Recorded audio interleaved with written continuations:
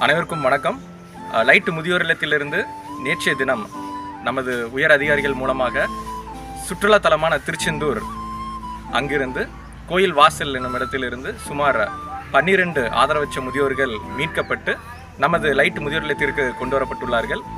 அவர்கள் அனைவருக்கும் முகச்சவரம், தலைமுடிகளை திருத்தம் செய்து அவர்கள் இயல்பான வாழ்க்கைக்குள் திரும்பும் ஒரு தருணத்தில் இப்பொழுது நாம் பார்த்து கொண்டிருக்கிறோம். இவர்கள் அனைவரும் உங்கள் உதவியுடன் அவர்களுக்கு அன்றாட வாழ்வில் மிக முக்கிய அத்தியாவசிய தேவையான உணவு, உடை, இருப்பிடம் உங்கள் உதவி மூலம் அவர்களுக்கு கொடுக்கப்பட்டு வருகிறது.